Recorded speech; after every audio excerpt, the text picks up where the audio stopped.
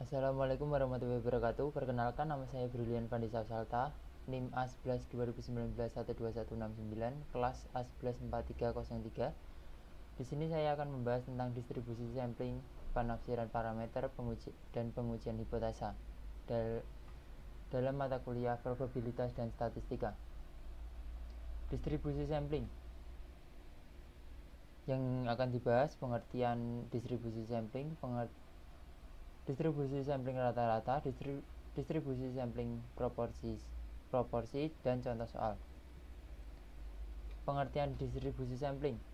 Distribusi sampel merupakan kumpulan nilai-nilai statistika yang sejenis yang memiliki hubungan antara nilai statistik dan frekuensi statistika, atau metode yang digunakan untuk menghasilkan nilai yang mampu menggambarkan kondisi populasi melalui proses statistika. Distribusi sampling terdiri dari distribusi sampling rata-rata dan distribusi sampling proporsi. Sebelum membahas distribusi sampling lebih lanjut, harus mengetahui populasi, sampel, metode sampling. Populasi ialah kumpulan dari semua kemungkinan orang-orang, benda-benda, dan ukuran lain yang menjadi objek perhatian atau kumpulan seluruh objek yang menjadi perhatian.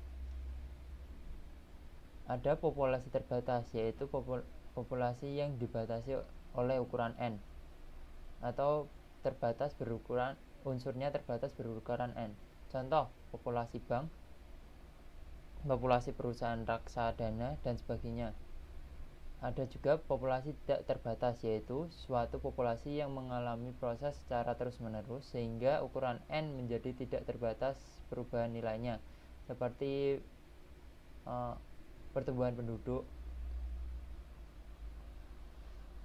Sampel merupakan suatu bagian dari populasi tertentu yang menjadi perhatian.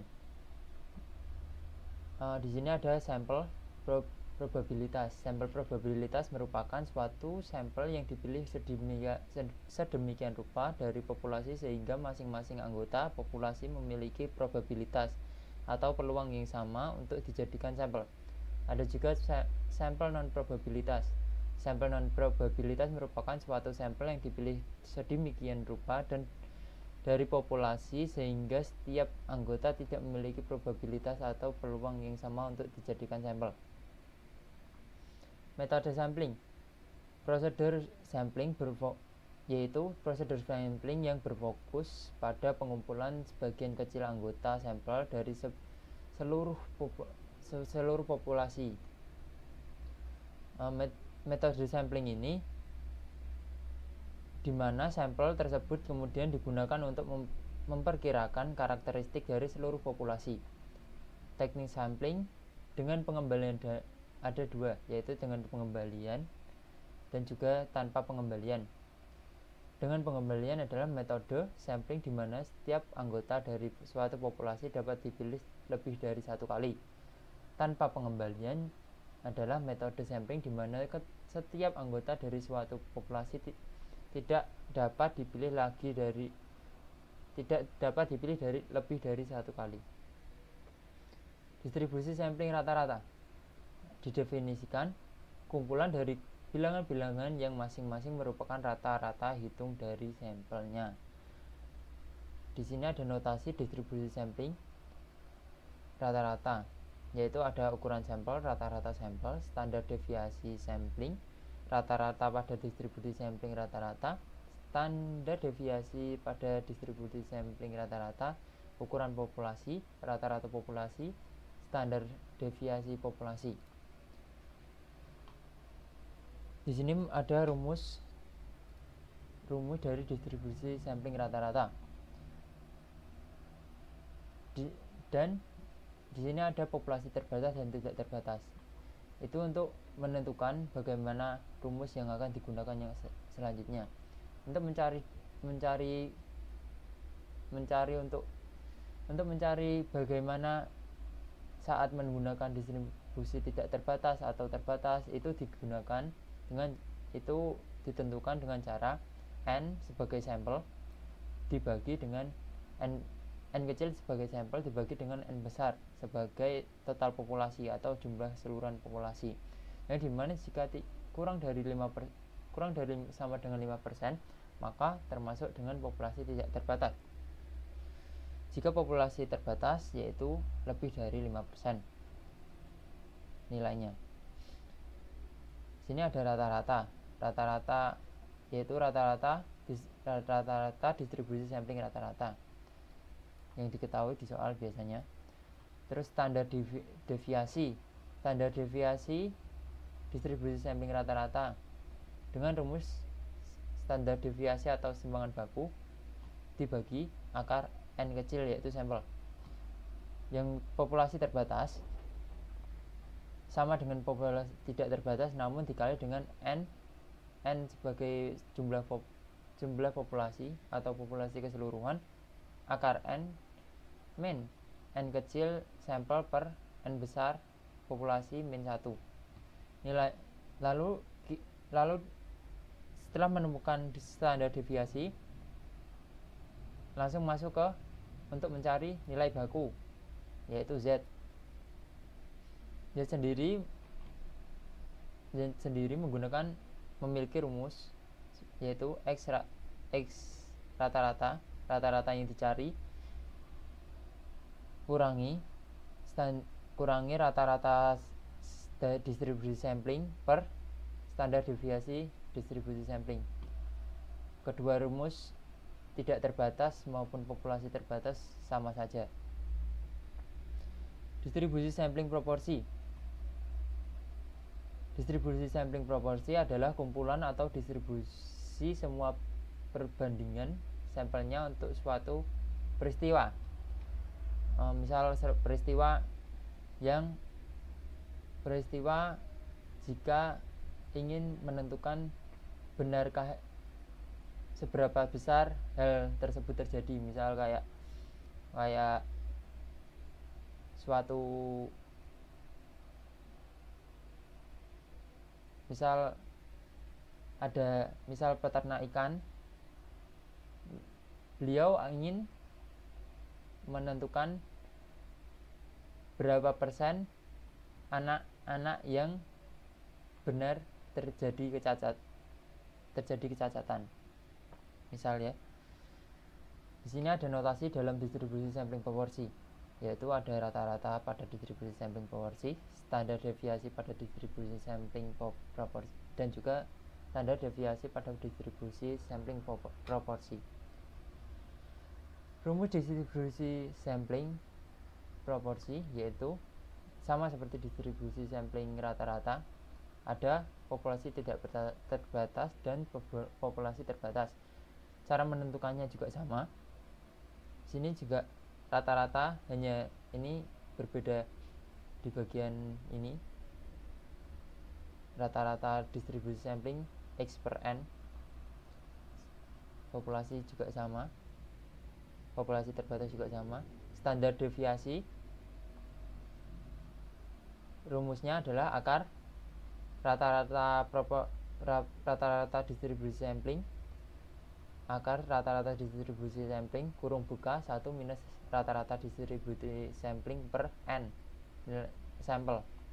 Begitu juga yang terbatas, sama saja, cuman dikali dengan N, akar N besar min N per N besar min 1. Untuk mencari nilai baku atau Z, digunakan cara X per N. Biasanya ini rata-rata yang digunakan atau yang dicari. Min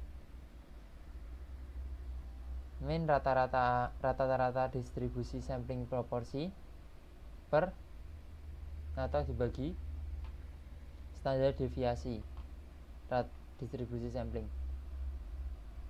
Ini tabel Z untuk menentukan nilai dari perhitungan Z tersebut. Contoh soal distribusi sampling rata-rata. Sebuah perusahaan telekomunikasi memiliki 100 anak perusahaan. Berdasarkan hasil observasi terhadap anak perusahaan, ternyata mempunyai rata-rata pendapatan sebesar 160 juta per bulan dengan varian 100 triliun. Jika Jika diambil sampel random sebanyak 9 anak perusahaan, berapa probabilitas pendapatan per bulan anak perusahaan maksimal 168 juta? Penyelesaiannya adalah pertama harus menulis diketahui. Yang diketahui di soal adalah rata-rata per bulan 160 juta. Terus simpangan baku atau standar deviasi.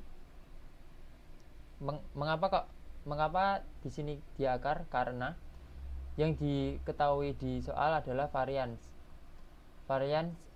Rumus varian adalah akar kuadrat dari rumus varian adalah standar deviasi kuadrat. Yang jika mencari standar deviasi harus diakar dan menghasilkan 10 juta. Nilai N atau sampel adalah 9. Nilai populasi total adalah 100. Ditanya peluang probabilitas X kurang dari 168 juta. Langkah awal yaitu mencari rumus yang akan digunakan, apakah itu termasuk populasi terbatas atau tidak, dengan cara N populasi yaitu 9 sampel yaitu 9 dibagi dengan total populasi 100 menghasilkan 0,09 yang berarti 9%.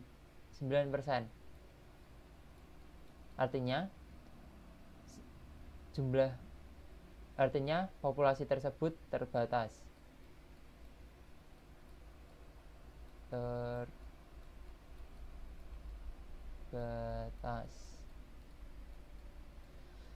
Lalu mencari standar deviasi distribusi sampling, yaitu dengan menggunakan simpangan baku atau distribusi sampling per akar N yaitu sampel dikali dengan akar N besar min N per N besar min 1, yang dimana sudah diketahui simpangan baku adalah 10 juta per akar N yaitu 9 berarti ini 3 dikali 100 akar 100 min 9 per 100 min 1 yang menghasilkan 3195820. Lalu mencari Z atau nilai baku dengan rumus yang ditanya, yaitu probabilitasnya dikurangi dengan rata-rata per bulan dibagi dengan nilai standar deviasi distribusi sampling rata-rata, akan menghasilkan 2,50327 yang saya bulatkan dengan menjadi 2,5. Lalu masuk ke dalam kurva. Untuk mencari nilai kurva sendiri menggunakan tabel Z. Jika Z diketahui 2,5, maka nilai yang digunakan adalah 0,4938.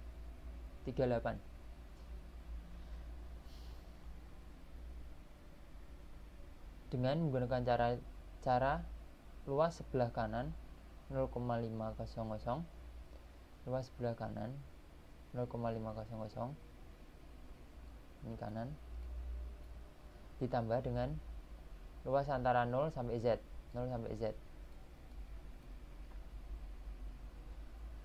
menjadi, maka luas sebelah kanan Z 0,993, berarti yang diakhir sebelah kiri Z 0,9338. Kesimpulannya, Jadi probabilitas pendapatan per bulan anak perusahaan yaitu maksimal 168 juta ialah sebesar 0,9938 atau juga 99,38%.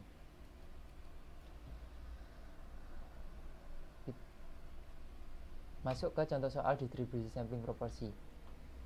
Sejumlah 250 peserta dijadikan sebagai sampel dalam lomba karya tulis ilmiah. Ternyata terdapat beberapa karya tulis ilmiah yang merupakan tindakan plagiarisme yang dilakukan oleh peserta. Jika pada kenyataannya 30% dari hasil karya tulis tersebut merupakan hasil plagiarisme, berapakah probabilitas bahwa akan terdapat antara 25% dan 35% dari karya tulis tersebut benar-benar plagiarisme? Lihat penyelesaiannya. Diketahui sampel 250. Di sini tidak ada batas atau tidak ada batas populasinya, yang diartikan populasi tidak terbatas. Diketahui juga rata-rata plagiarisme yaitu 30% atau juga 0,30. Ditanya nilai P, nilai probabilitas antara 25% hingga 35%. Jawabannya, ini rata-rata distribusi sampling proporsi. Lalu mencari standar deviasi distribusi sampling proporsi menggunakan akar pi atau rata-rata kurung buka 1 min akar rata-rata per n, yaitu 30 kali 30 0,30 kurangi dikali 1 minus 0,30 per 250 yang menghasilkan ini. Lalu mencari batas bawah dulu menggunakan Z1 yang menggunakan rumus yang ditanya X per N. Batas bawah maksud saya minus rata-rata per standar deviasi menghasilkan minus 1,73. Yang kedua Z2 X per N sama ini 0,3235 minus 0,30 karena menggunakan batas atas 0,35 sama dengan menghasilkan 1,73. Sini kita melihat Z di 1,73.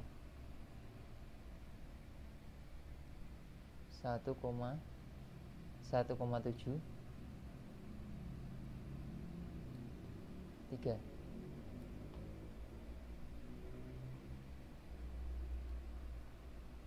0,4582.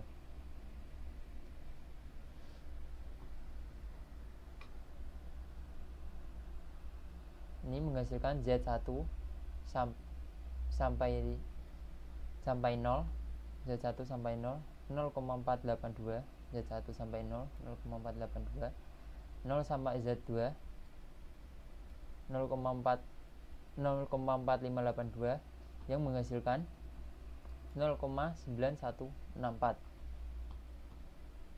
Berarti yang di akhir ini.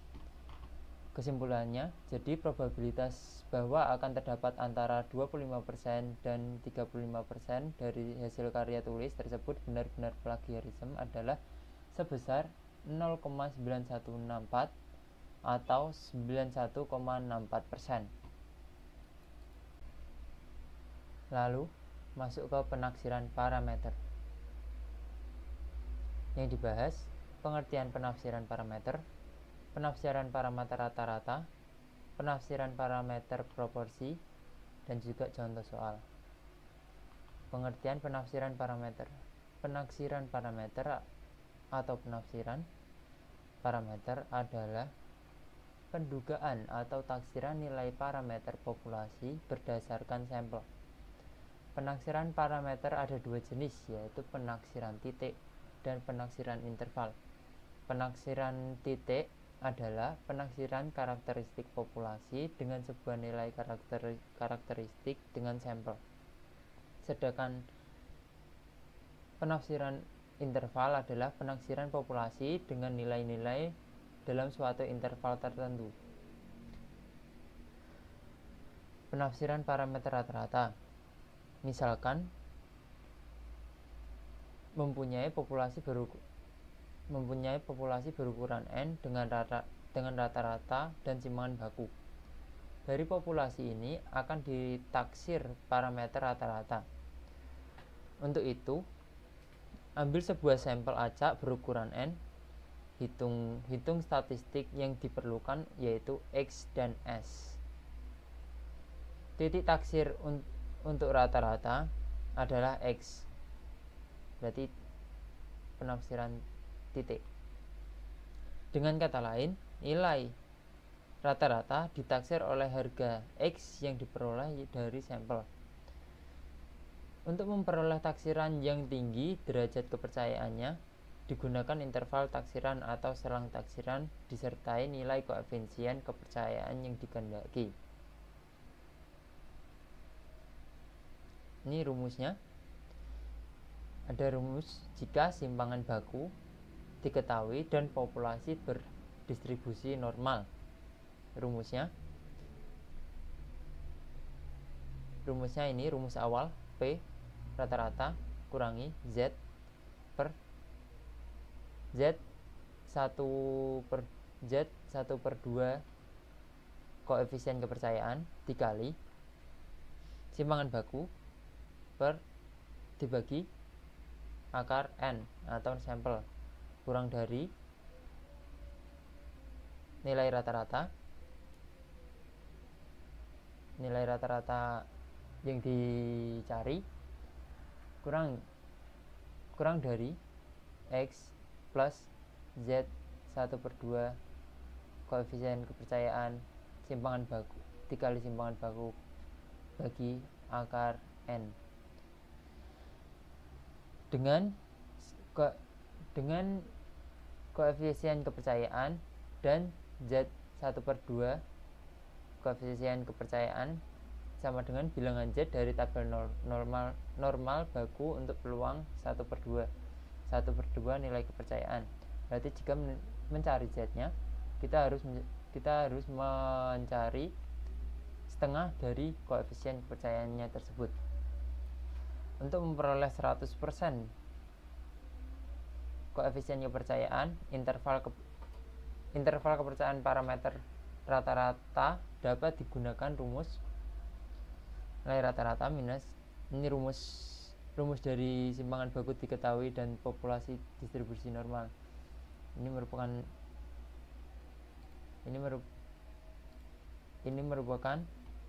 rumusnya. Lalu ada simpangan baku. Simpangan baku itu tidak diketahui dan populasi berdistribusi normal. Kenyataan parameter simpangan baku seringkali tidak diketahui. Maka rumusnya akan menjadi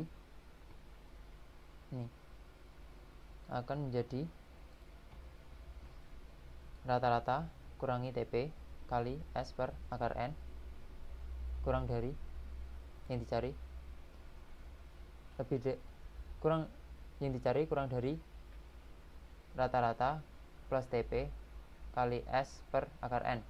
Jadi ini koefisien kepercayaan. TP sama dengan nilai T dari daftar distribusi student dengan P rumus P yaitu setengah kali 1 plus koefisien kepercayaan, dan DK ini digunakan untuk mencari tabel T, hasil dari tabel T. Oh ya, ini TP TP dicari menggunakan tabel T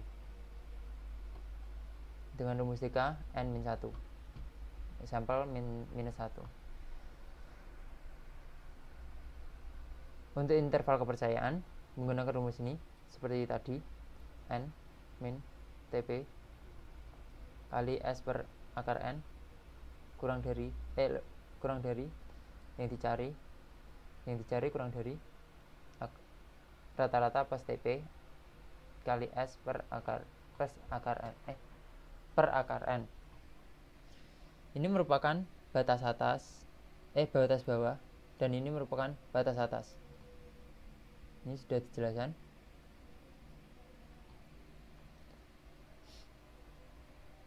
Ini batas atas kepercayaannya.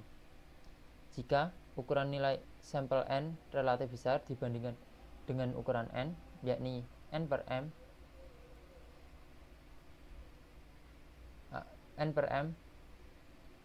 lebih dari 5%, yaitu merupakan populasi terbatas, maka rumusnya menjadi seperti ini,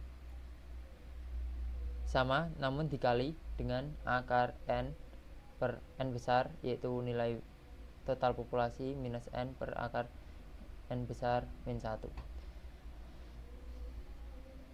Begitu juga dengan simpangan baku tidak diketahui TP. Ini diketahui, ini tidak diketahui.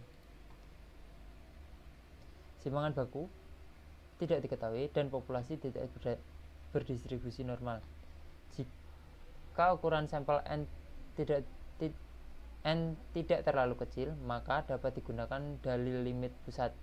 Selanjutnya, aturan-aturan yang diuraikan dengan bagian B di atas, ini bagian B, dapat digunakan dengan kekeliruan yang sangat kecil. Jika distribusi populasi sangat menyimpang dari normal dan ukuran sampel sangat kecil, maka teorinya harus dipecahkan menggunakan bentuk distribusi asli dari populasi yang bersangkutan. Hal ini tidak salah ketik bersangkutan. Ini tabel untuk mencari tabel Z nya, dan ini tabel T. Ini merupakan derajat kebebasan, dan ini nilai yang di atas nilai. Ya, kita masuk ke contoh soal. Contoh soalnya, sebuah populasi distribusi normal berukuran 1000 dengan simpangan baku n, simpangan baku 5,75.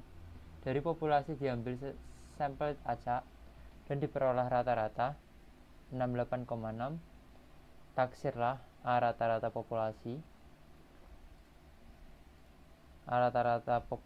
bila ukuran sampelnya 30. B. Rata-rata populasi ukuran sampelnya 80 dengan menggunakan kepercayaan 95%. Penyelesaian diketahui rata-rata 6,86 dan simpangan baku 5,75, derajat koefisien kepercayaan 95%, dan untuk mencari Z-nya setengah dari derajat kepercayaan menjadi 0,475 yang nilai Z-nya 1,96. Sampel n sama dengan 30, yaitu untuk mencari rumusnya dengan n per n besar sampel bagi nilai keseluruhan atau populasi keseluruhan yang kurang dari sama dengan 5%. Berarti itu tidak terbatas atau populasi tidak terbatas. Menggunakan rumus rata-rata minus Z kali simpangan baku per akar sampel. Ini minus, ini plus sebagai batas atas dan bawah.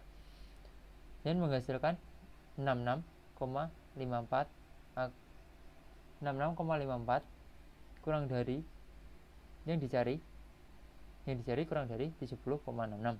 Jadi 95% interval kepercayaan untuk rata-rata populasi ialah 66,54 kurang dari yang dicari dan kurang dari, atau rata-rata ini merupakan rata-rata populasi, kurang dari 70,66.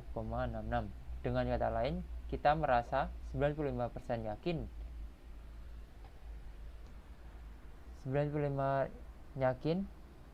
dan atau percaya bahwa rata-rata populasi tersebut akan ada dalam interval 66,54 dan 70,66. B. Sampel n min 8 n sama dengan 80. Dengan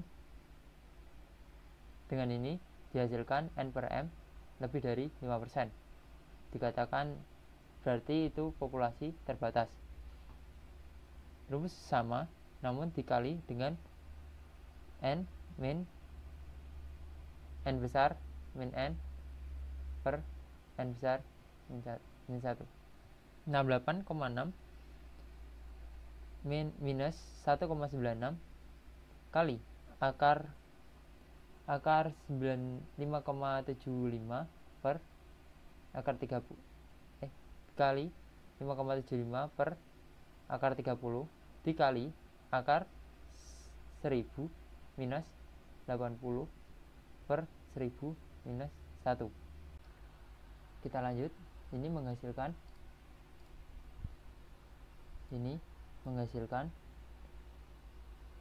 berarti 68,6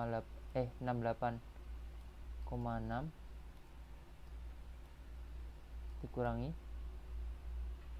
1,97 sama yang ini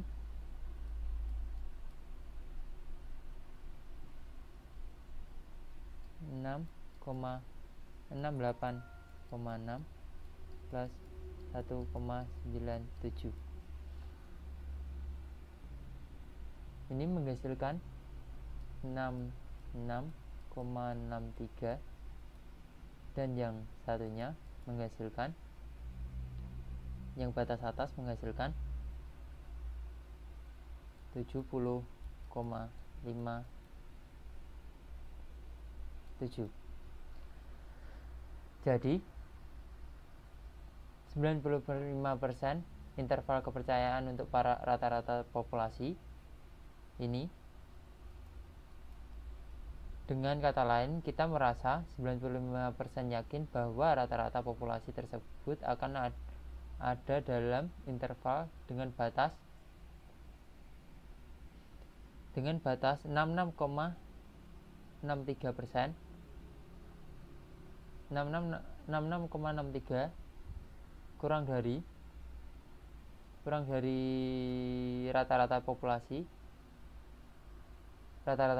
kurang dari 70,57. Penafsiran parameter proporsi. Misalkan sebuah sampel acak berukuran n diambil dari populasi binomial berukuran n, di mana terdapat proporsi rata-rata untuk peristiwa A yang ada dalam populasi tersebut. Jika terdapat X peristiwa A, sehingga proporsi sampel untuk peristiwa A sama dengan X per N, jadi titik taksiran untuk rata-rata adalah X per N. Digunakan pendekatan oleh distribusi normal kepada binomial untuk ukuran sampel N cukup besar. Ini rumusnya sama jika n per n kurang dari 5%, menggunakan rumus P minus Z 1/2 koefisien kepercayaan akar P Q per N, dan ini P plus Z kali akar PQ per N. P Untuk mencari P sama dengan X per N, dan untuk mencari Q 1 min P. Dan ini sama, ini rumusnya sama, cuman dikali dengan N min N per N plus min 1.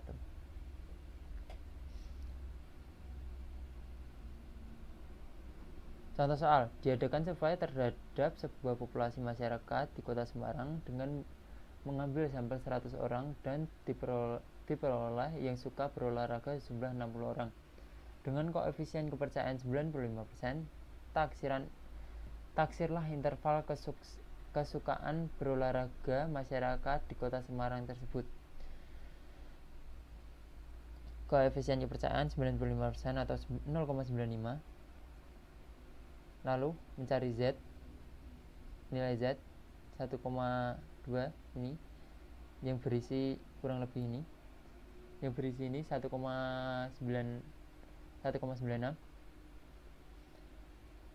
dan P yaitu X di sini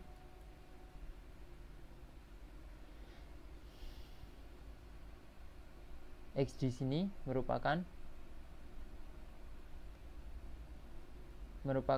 sampel per N ini keseluruhan, dan menghasilkan 0,6, yaitu Q 1 min P. Q ini P. Interval kepercayaan adalah ini rumusnya tadi, P min Z kali akar PQ per N. Ini hanya ini tambah, ini kurang, ini batas bawah, ini batas atas, dan masukkan nilai yang sudah diketahui, dan menghasilkan 0,504 kurang dari taraf kesuksesan, dan taraf kesuksesan atau rata-ratanya kurang dari 0,696. Bisa dibuat persen menjadi 50,4% dan 69,6%. Jadi kita merasa 95% yakin bahwa persentase kesuksesan berolahraga masyarakat Semarang tersebut akan ada dalam interval dengan batas 50,4% dan 69,6%.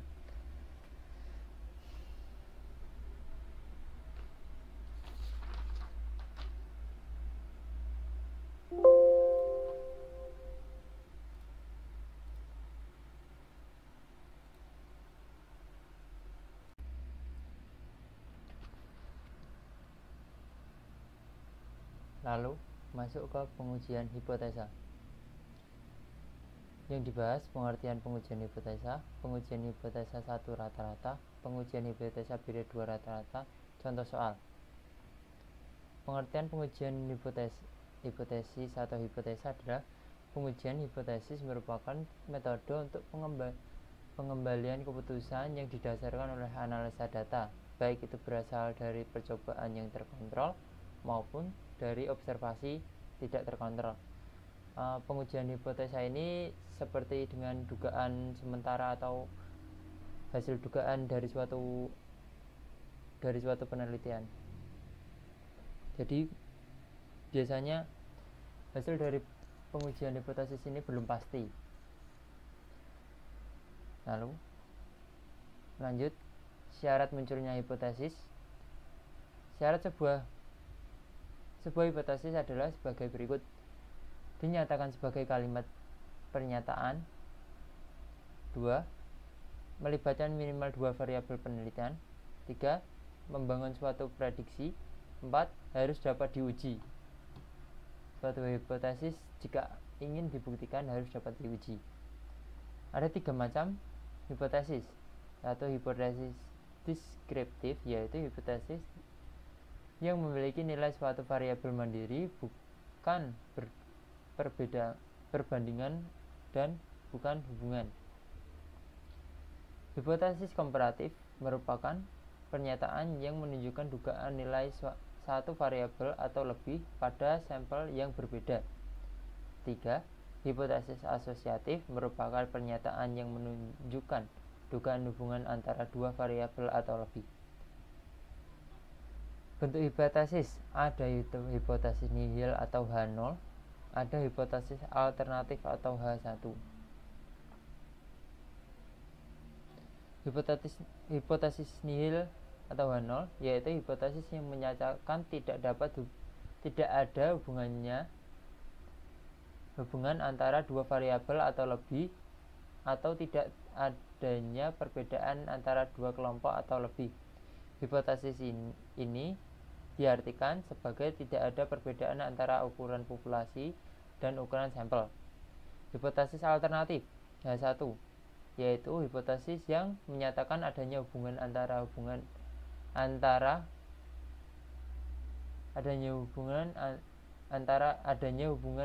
dua variabel atau lebih, atau adanya perbedaan antara dua kelompok atau lebih. Lawannya hipotesis 0, adanya perbedaan data populasi dengan data sampel. Bentuk kesalahan hipotesis. Kesalahan pertama, besarnya peluang penolakan hipotesis yang seharusnya diterima. Besarnya kesalahan tipe 1 adalah alfa, misalnya 1%, alfa 1%, 5% atau 10%. Besarnya peluang tipe kedua, besarnya peluang penerimaan yang seharusnya ditolak.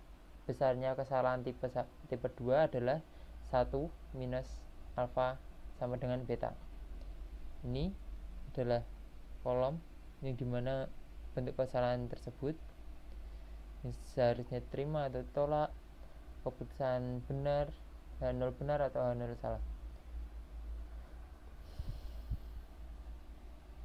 Sisi kiri, pengujian hipotesis ada satu arah dan dua arah.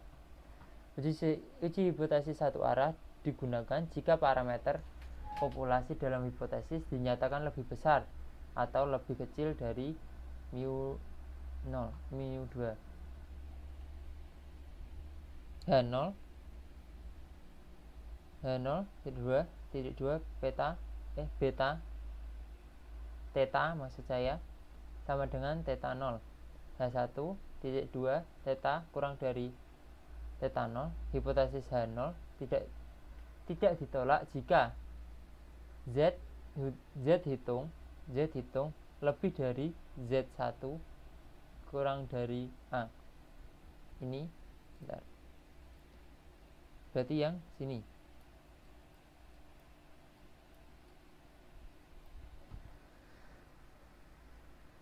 Ini yang sisi kiri, dan sisi kanan H0.2 theta sama dengan theta 0.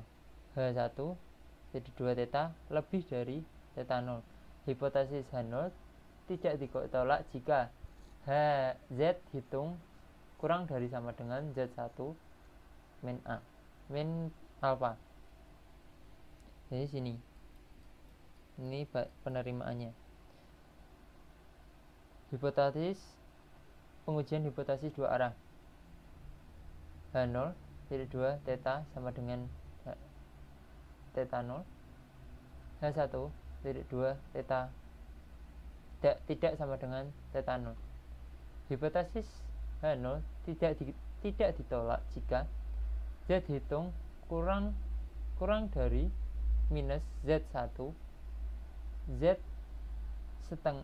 setengah kurung buka 1 minus alpha, atau Z hitung lebih dari Z setengah kurung buka 1 minus alpha kurung tutup. Berarti yang di dalam sini. Pengujian hipotesis satu rata-rata. Urutan dalam pengujiannya: yang pertama, merumuskan hipotesis. 2. Menentukan nilai A, nilai alfa atau A. Ketiga, hitung Z0. Yang keempat, pengujian hipotesis dan penarikan kesimpulan. Ini yang tadi ada sisi kiri, perumusan hipotesisnya. Pertama, sisi kiri, kanan, dan dua arah. Menentukan nilainya. Perhatikan tekan signifikan alfa yang digunakan, misalnya 1%, 5%, atau 10%. Terus, untuk uji dua sisi digunakan alfa 2, dan untuk uji satu sisi digunakan alfa. Banyaknya sampel N digunakan untuk menentukan derajat bebas atau derajat kebebasan DK. Satu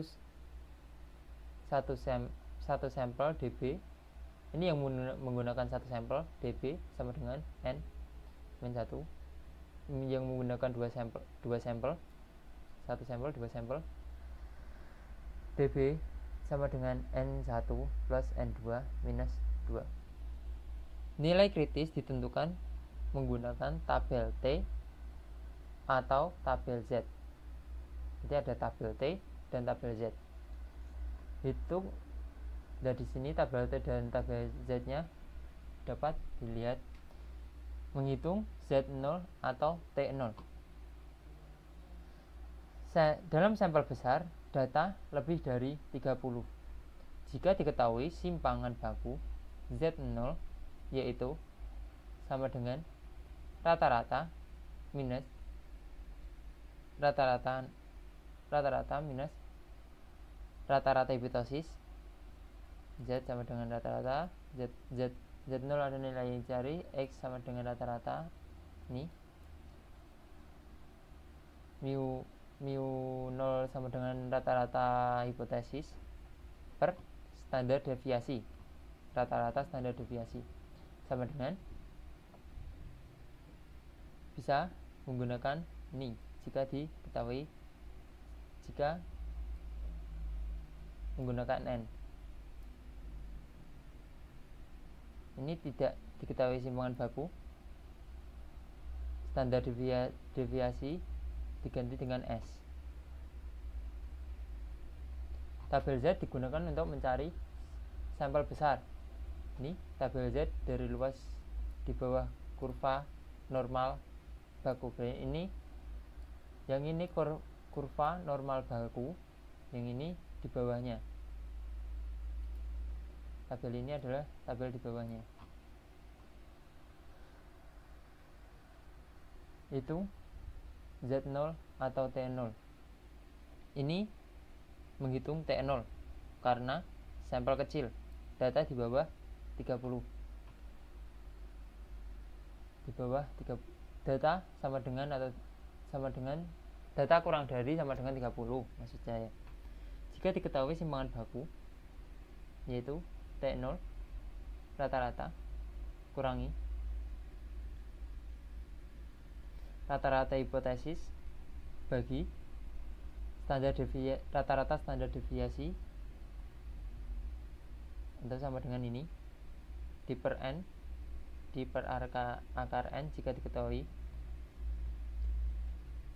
Jika tidak diketahui simpangan baku, maka standar deviasi yaitu ini diganti dengan S. Ini untuk tabel T. Ini adalah yang di sini merupakan derajat bebas, yang di sini yang dicari. Pengujian hipotesis dan penarikan kesimpulan. H0 titik 2 mu sama dengan mu 0. H1 ini seperti yang tadi, ke kiri atau kanan. Kesimpulan Z0 hitung kurang dari Z alfa sehingga H0 ditolak. Ini Z0. Jadi kurva tadi untuk menentukan kesimpulan ini. Ini yang kurva dua arah.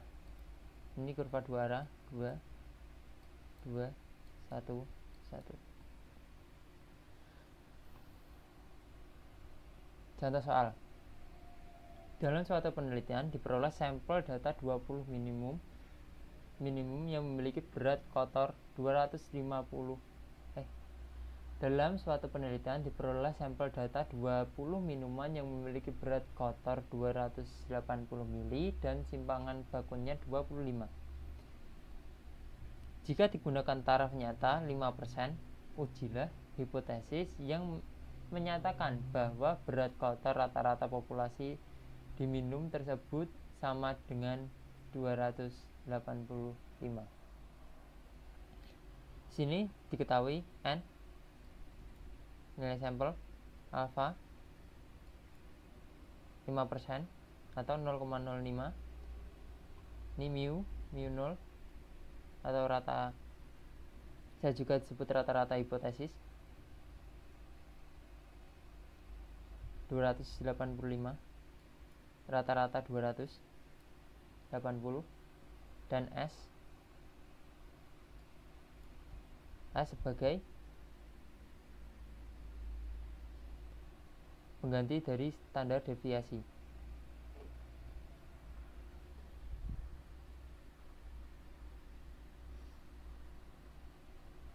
Di sini A yang pertama melakukan hipotesis H0 2 mu sama dengan 285. H1 2 mu tidak sama dengan 285. Untuk lalu mencari taraf nyata atau dan nilai tabel T. Alfa atau 5%. Alfa dibagi 2 karena ini merupakan tabel 2 arah. Maka alfanya harus dibagi 2. dB atau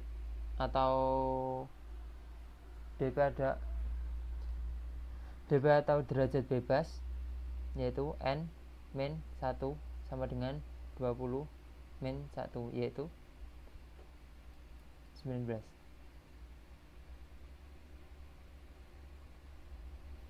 Lalu menentukan T menggunakan tabel T, yaitu T A alfa, dB.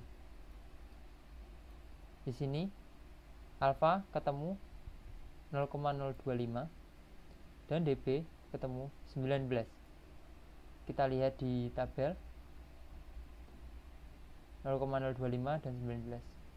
Sini 19 dB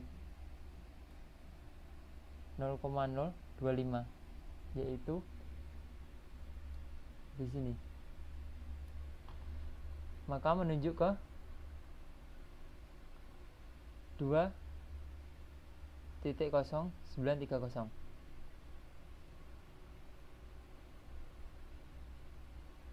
Ini ya, 2,0930. Terus lalu kita mencari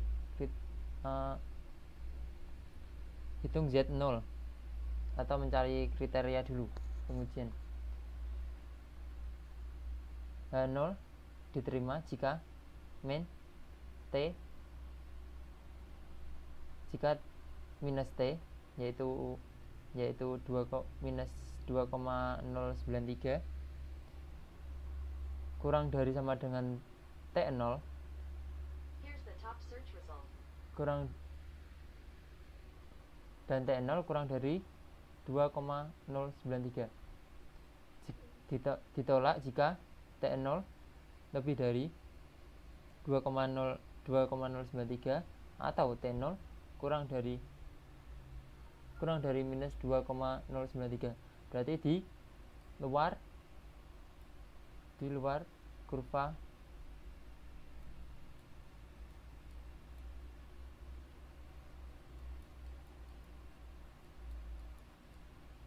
terima, di luar yang diarsir, maka ditolak. Uji statistik atau mencari T0 dengan menggunakan cara akar rata-rata akar n. Bentar.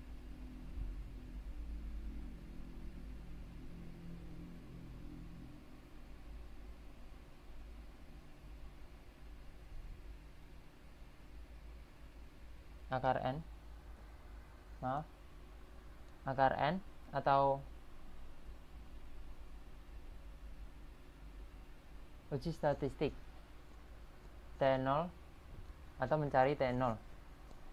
T0 sama dengan akar n. Sebenarnya n seharusnya yang rumus awal adalah n nya di bawah sini. Ini akar n, rumus awal, lalu dipindah ke sini, dapat dipindah ke situ karena pembagian ya, dikali rata-rata kurangi rata-rata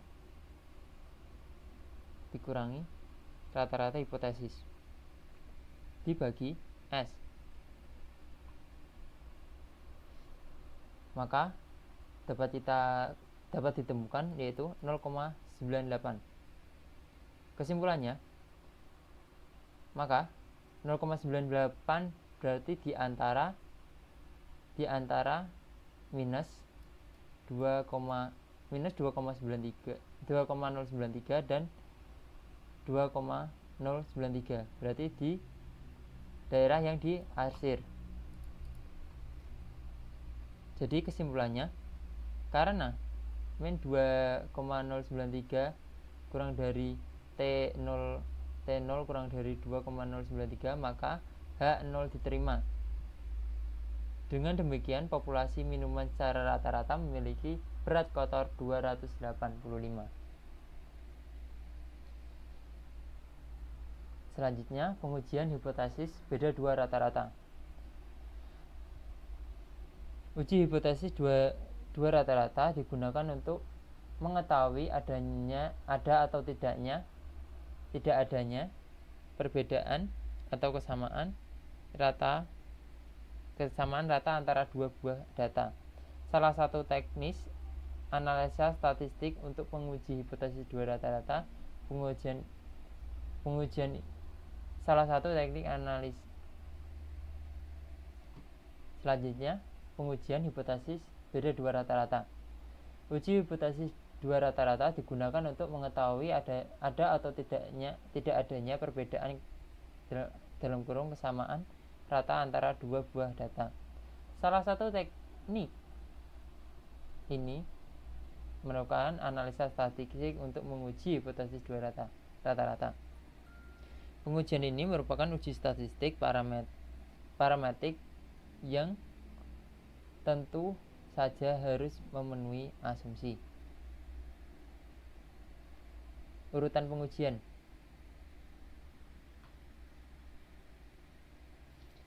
Apabila kita hendak menguji hipotesis beda dua rata-rata, kita dapat melakukan langkah-langkah berikut. Apabila menentukan formula 1, menentukan formulasi hipotesis. Yang 2, tentukan taraf nyata atau signifikan level. Yang ketiga, tentukan kriteria pengujian. Yang keempat, menentukan nilai uji statistik. Yang kelima, membuat kesimpulan. Cara pertama, menentukan formulasi hipotesis. Hipotesis 0 dirumuskan sebagai pernyataan yang akan diuji. Rumusan pengujian hipotesis hendaknya 0 dibuat pernyataan untuk ditolak, yaitu ini. H0.2Q sama dengan 0, H0.2Q kurang dari sama dengan 0, H0.2Q lebih dari sama dengan 0. Hipotesis alternatif atau tanding H1 dirumuskan sebagai lawan tanding hipotesis 0.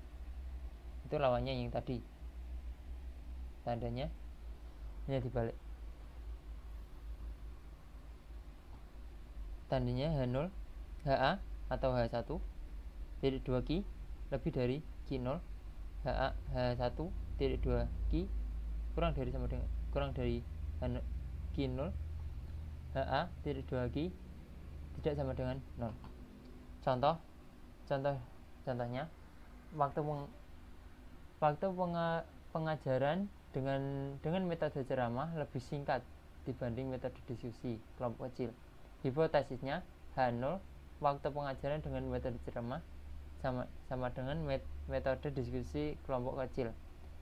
Itu yang salah, dibuat salah.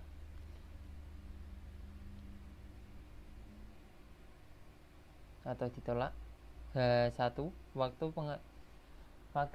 pengajaran dengan metode ceramah lebih singkat dibanding metode diskusi kelompok kecil. Itu yang diterima. Yang kedua, taraf nyata atau significant level. Taraf nyata adalah besarnya toleransi dalam menerima kesalahan hasil hipotesis terhadap nilai parameter populasinya. Taraf nyata dalam bentuk persen umumnya sebesar 1%, 5%, 10%, atau ditulis desimalnya. Besarnya kesalahan disebut sebagai daerah kritis pengujian, critical region atau critical region of a test, atau daerah penolakan, region of rejection. Derajat kebebasan jumlah total pengamatan dalam sampel N dikurangi banyaknya kendali, atau derajat kebebasan digunakan untuk menentukan tabel T. Ini sama yang sebelumnya, yang satu rata-rata satu atau yang berhubungan dengan tabel T. Dengan rumus derajat of freedom sama dengan S1 kuadrat per N1 plus S2 kuadrat per N2 dikuadratkan per S1 kuadrat per N1 kuadrat N1 dikuadratkan bagi N1 min 1 plus S2 kuadrat per N2 dikuadratkan per N2 min 1. Inilah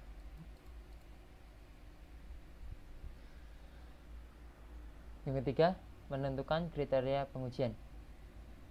Formulasi hipotesis uji rata-rata. Yang uji rata-rata adalah ini kriteria pengujiannya. H0 diterima jika Z0 kurang dari sama dengan ZA. H0 ditolak jika ini hampir sama dengan yang materi sebelumnya. Ini bersama, ini juga. Ini perbandingan karena memiliki dua arah. Yang ini dua arah. Ini satu, ini satu. Ini juga sama. Terus 4, menentukan nilai uji statistik. Uji beda dua rata-rata populasi dengan DF sama dengan N1 plus N2 minus 2 lebih dari sama dengan 30 disebut sampel besar. Pengujian dilakukan menggunakan distribusi ini. Simpanan baku populasi Z sama dengan Z sama dengan X1 rata-rata 1 kurangi rata-rata 2 minus mu 1 minus mu 2 per akar simpangan baku rata-rata simpangan baku kuadrat plus rata-rata simpangan baku 1 kuadrat plus rata-rata simpangan baku 2 kuadrat. Atau dapat jika diketahui N maka dibagi dengan N, akar N. Simpangan baku populasi tidak diketahui, maka simpangan bakunya diganti dengan S. Ini S X1 sampai X2, rata-rata 1 sampai rata-rata 2. Uji beda dua rata-rata populasi dengan lebih besar atau yang disebut sampel kecil, kurang dari atau 30 atau disebut sampel kecil. Pengujian dilakukan menggunakan tahap distribusi T. Varian populasi tidak diketahui, ukuran sampel sama dan varian diasumsikan sama.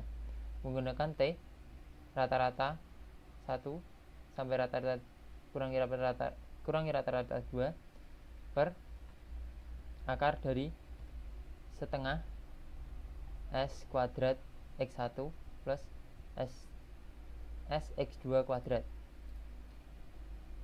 dikali akar 2 per N. Lalu varian populasi tidak diketahui, ukuran sampel berbeda dan varian diasumsikan sama. Menggunakan cara T1, T sama dengan X1 kurangi rata-rata 1 atau kurangi rata-rata 2. S ini menggunakan ini dikali 1 per N1 plus 1 per N2 Sx1 X2 akar N min 1 kali Sx1 kuadrat plus N2 min 1 Sx2 kuadrat per N1 plus N2 minus 2. Varian populasi tidak diketahui, ukuran sampel sama atau berbeda, varian diasumsikan berbeda. Menggunakan T X rata-rata 1 kurangi rata-rata 2 minus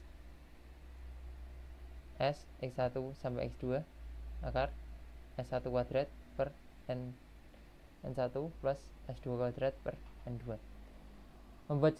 Pembuatan kesimpulan merupakan penetapan keputusan dalam hal penerimaan atau penolakan hipotesis nol yang sesuai dengan kriteria pengujian.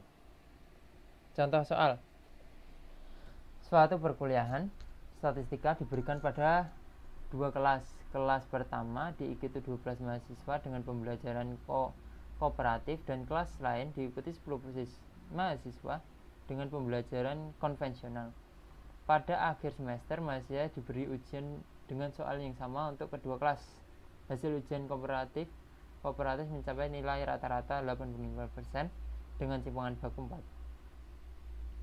Sedangkan kelas biasa memperoleh nilai rata-rata 81 dengan simpangan baku 5. Ujilah hipotesis bahwa hasil pembelajaran dengan metode kooperatif lebih baik daripada dengan metode konvensional. Dengan menggunakan taraf signifikan 5%, asumsikan kedua populasi berdistribusi normal dengan variasi tidak sama. Lalu penjelasannya atau jawabannya. Yang langkah pertama merumuskan hipotesis H0 μ1 minus sampai μ2 sama dengan 0 HA D2 H1 sampai μ2 lebih dari 0. Tentukan derajat kebebasan. Menentukan derajat kebebasan menggunakan V dengan cara DF tadi nih, yang dimana memasukkan yang diketahui yaitu S116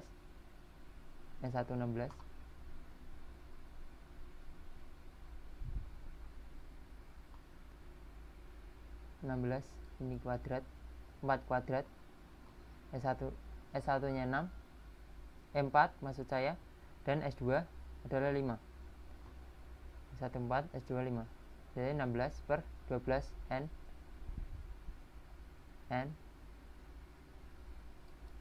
ini M. Nih, terbalik. Ini N, ini M. 1 2.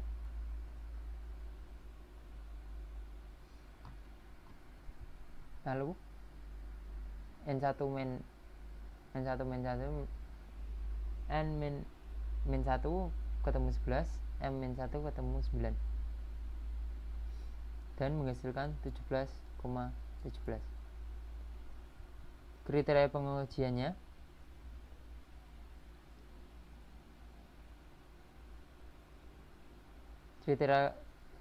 kriteria pengujiannya T lebih besar dari T alfa. Ini alfanya yaitu 0,05. Yang diketahui dari soal adalah yang diketahui dari soal 5%. Ini dan melihat tabel T menghasilkan 1,74. Lalu perhitungan statistik T rata-rata 1 minus rata-rata 2 minus D0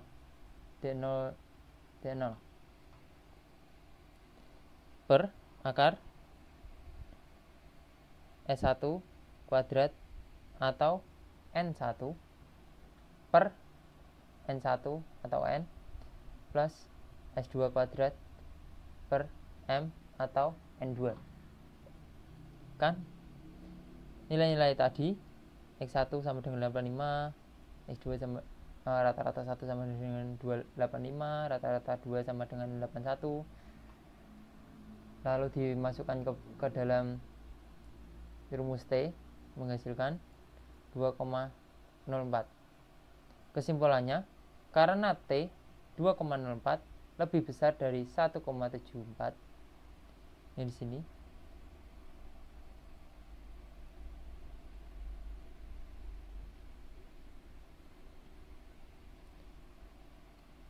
Ini.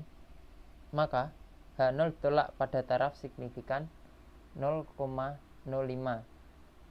Ini berarti bahwa pembelajaran kooperatif memberikan hasil pembelajaran yang lebih tinggi dibandingkan dengan pembelajaran konvensional. Sekian dan terima kasih. Bila ada kesalahan, mohon maaf. Bila penjelasan saya kurang tepat atau kurang baik, karena saya sedang belajar, mohon dimaafkan. Wabillahi taufiq wal hidayah. Wassalamualaikum warahmatullahi wabarakatuh.